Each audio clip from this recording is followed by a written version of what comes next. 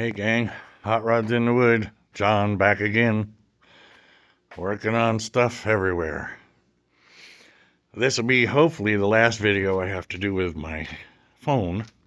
We'll see how this works. And we're going to plug away on this, going to start on the tilt front end.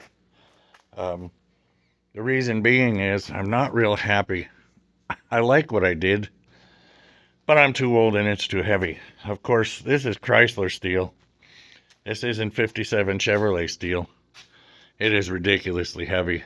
I watch guys like DD Speed Shop grab the front end off a 55 with both fenders in the hood, and one person can manhandle it. One guy can barely pick up the hood on this car. It's so heavy. So in order for it to work, it slides forward and goes up. And it goes up. And once it's out, then you have to flip it up on its nose over the bumper. I'm not a big fan anymore because it's just too heavy. I can do it alone, but man, it's a workout. So what I'm going to do, let me get some light. All my lights are flashing. Let's see how this one will work. You can never have enough lights.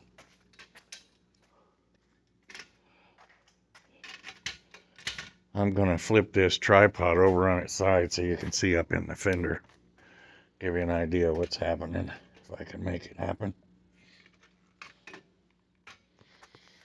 So up in here, I'm going to cut the bracket at the bumper right there where that flat is at the front of the frame. I'm going to attach all of that to the front, the tin, so that the bumper and all of it move together. Then it's going to slide directly out about 1.5 feet, and the whole thing will flip up.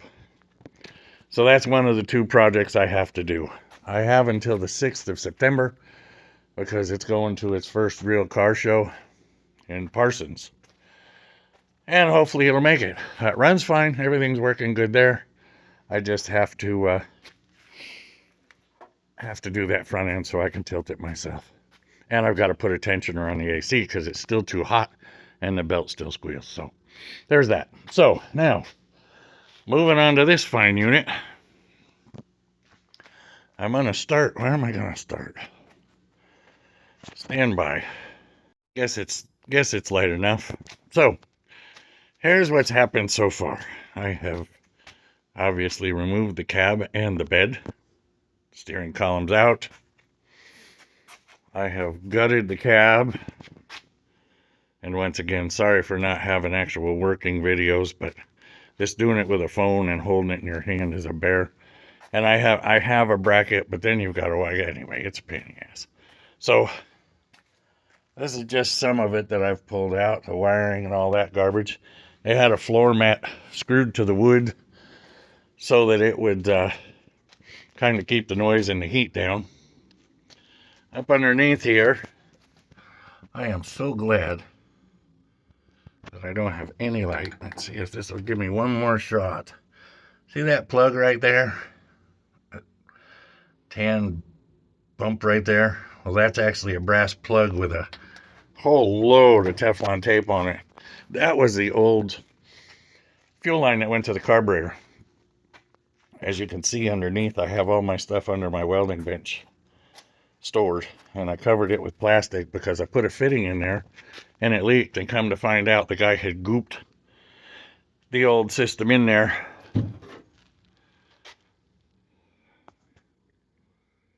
with a bunch of, well, focus on that, will you? Okay, let me back out here. There you go.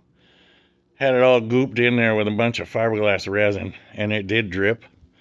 So it's nice that we didn't get the whole interior done and then find out it leaked. It is dripping now. Real slow. I had a big bucket underneath it overnight just in case. And it didn't leak much, but it still leaks. The reason for that is it is full of Dawn and water. I drained the gas out about a week ago, put Dawn and water in it yesterday, filled it right to the brim to get all of the gas fumes out.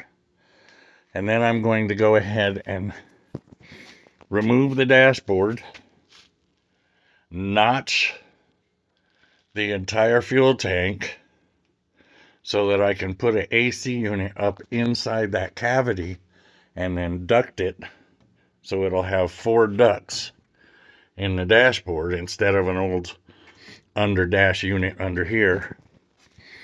So that'll work real good for keeping this little tiny cab cold, and you can aim it at you. Be just something a little different. The gas tank is actually built into the top of this cowl, so the only other way to do it is totally disassemble the cab, remove that, flip it over, and take all of that out, which is just a bear. So I'll just cut it real nice and neat, put a piece of trim around it, and it'll be perfect, or close to it. So onto the cab and onto the chassis. I really haven't shown anybody this yet, but here we go. So the bed was on there with 2 2x4s. The shocks were mounted to the bed. The 2x4s were held on by 2 bolts, and those 2 bolts attached to the frame here and here, right there. That's it. And the bed stuck out another 2 feet. So we are going to put some extensions on the back of that so that I can actually make a little 1x1 trailer hitch at the very back, just so we can tow a little tiny trailer with a beer cooler on it or something. But the reason I did this, and I'm so thankful that I did, get this out of the way, is because the closer you look, the more it gets scary. Notice the drive shaft. They dented this cross member up in order to make the drive shaft clear. Now, that wouldn't be a big deal, except for the fact there is no weight on the back of this. This is sitting as high as it's ever going to sit. And if you look, that shackle is laying right on the chassis, or right on the tube. The spring is all the way collapsed. It's just jammed solid there. So there's no suspension. So it's not like that would go up. So from the back to the front, everything's got to change. I have to get rid of these gobbledygook welds. My flashlight is not going to work with me. I'll be back. Had to put a little light on the subject. So the original cross member that came across here has been cut with a torch, 5 inches long on that side, notched here on this side.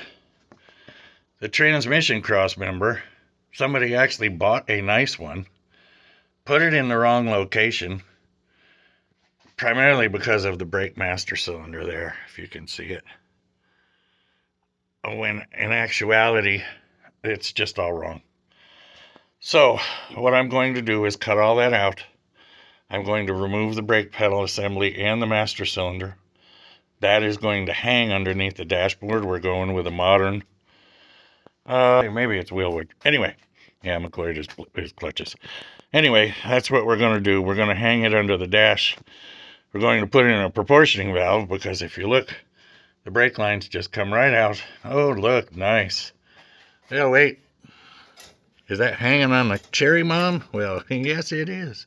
Then it goes back here and hooks to a flex line, which does no good because the rear end is might as well be mounted solid. The one in the front goes across, hooks to a T, and just goes to the front brakes, so there's no proportioning. I hit the back of the motor with a little brake clean just to see how it'll clean up, and it looks pretty good. We'll get her spiffied up and pressure washed and clean and all. I'm going to go ahead and finish the boxing of the frame on that side. Why there's holes? Well, because they have to get bolts in to hold everything on. Still pretty Mickey Mouse. I'm going to go ahead and put a tube in each one of those and put the bolt in from the bottom. It'll be longer, yes, but it'll be nicer. Why did we pull this off? Oh, look, somebody balanced the drive shaft in all of this mess.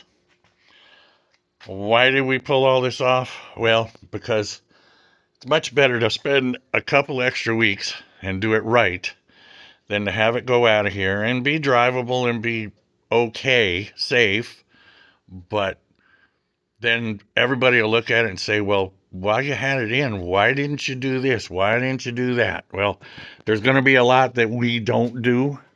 This is going to be a driver. It'll go to a car show or 6 or 10. Don't expect it to win awards. Just expect it to be there and enjoy the day with some nice cool air and a friend in the passenger seat and enjoy life. I'm building it for a gentleman that's very understanding. He doesn't want to spend a ridiculous amount of money on something that will never be worth what you put into it. And he wants to be able to go play. He's at the age now where he can afford to go play. It's time to go play some more. So hopefully that's what he's going to do with it. So moving on. Get the light out of the way over here. It does have 2 Auga horns. So as we get farther toward the front, I'm going to have to make shock brackets for the front because there's no shocks on it. The front spring actually is holding up the front suspension. So I'm going to make some, the best way to explain it, let me show you one of these, because this is old workhorse stuff. Maybe this will kind of give you an idea. I'm going to make the bracket kind of shaped like that. Shock at the top, welded to the frame. So if the side of this cabinet is the frame, this would be like this mounted to it with the shock out on the end. And by doing that,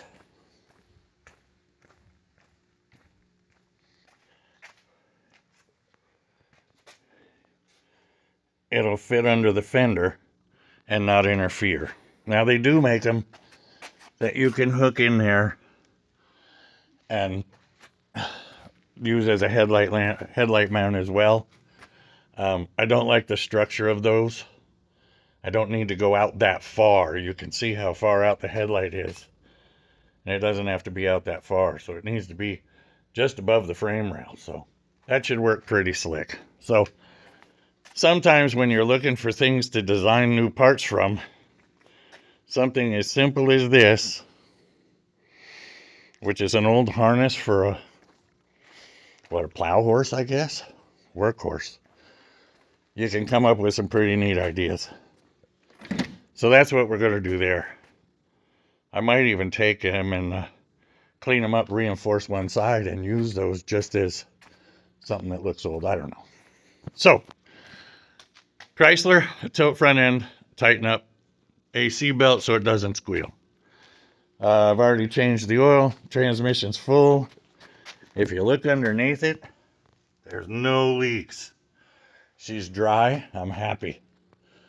Model A, plugging away.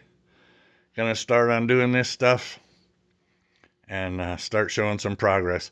I am charging up my camera and my tablet now. I believe I've figured out the problem, and we'll be able to do a real nice video from that point. A couple of the other things that have been happening. I do have to put a wheel bearing in my Avalanche in the next day or so. I've cleared out a whole bunch more stuff, so I'll be able to pull the Chrysler forward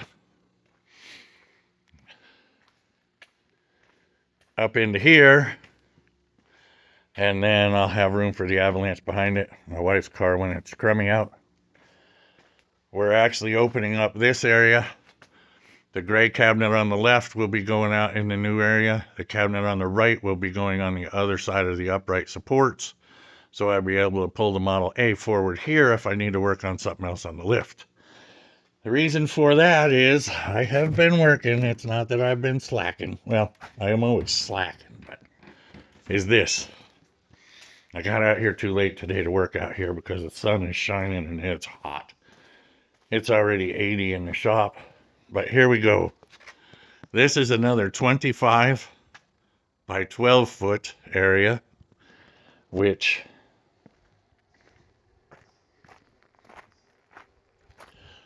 I've put the tin on the side. I still have a 4-inch piece at the top. It's got to go up there.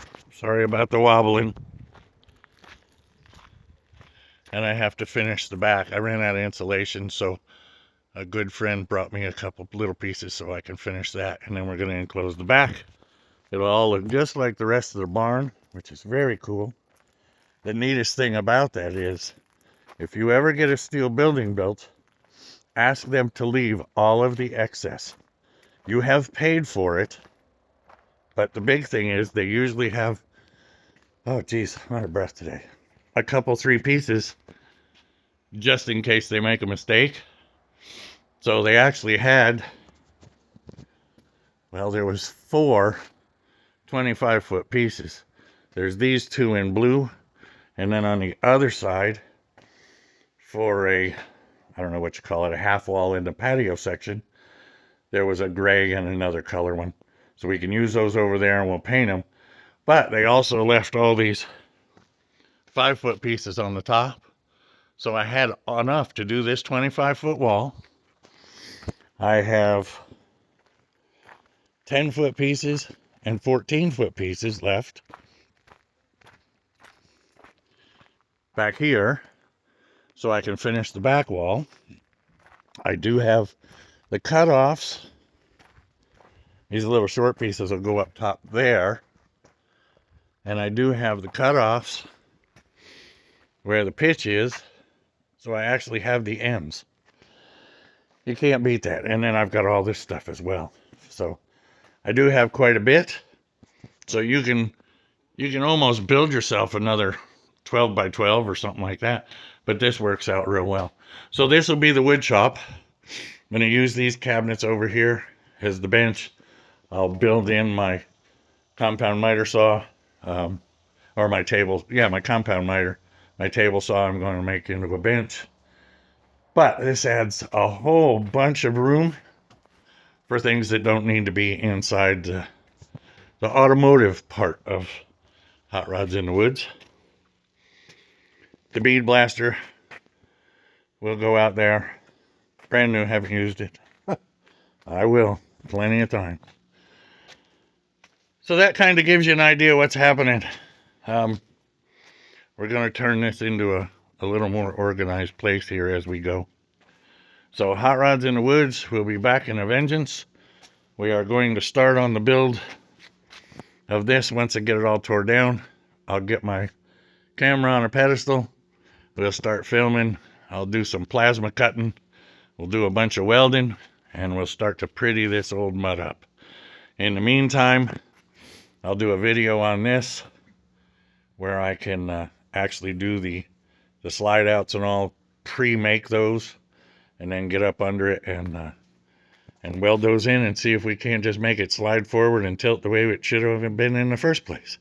The reason I didn't make it tilt that way, and I know I'm bouncing all over, is because unlike a 55 to 57 Chevrolet or a lot of other cars, if I remove that bumper, I take away from the entire look of the front of the car. I had to leave it. It looks like a mouth with a couple teeth. So I had to keep it. I just had to. So I wanted the front end to tilt, but I really didn't want to take away the bumper. And at the time, I was kind of hurried to get it done for the Hot Rod Power Tour, which it didn't make anyway. So now I'm going to go ahead and cut out the mess that I did, and I'm going to make it right. So there you have it. Have a great day. Please like and subscribe. If you need to leave me some comments, feel free to do it. Thank you all so much. I now have over 320 subscribers, which just surprises the heck out of me.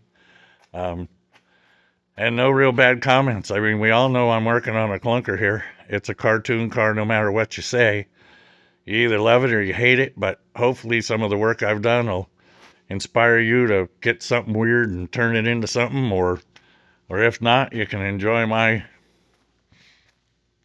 mess. And maybe learn a few things along the way. Thanks for watching.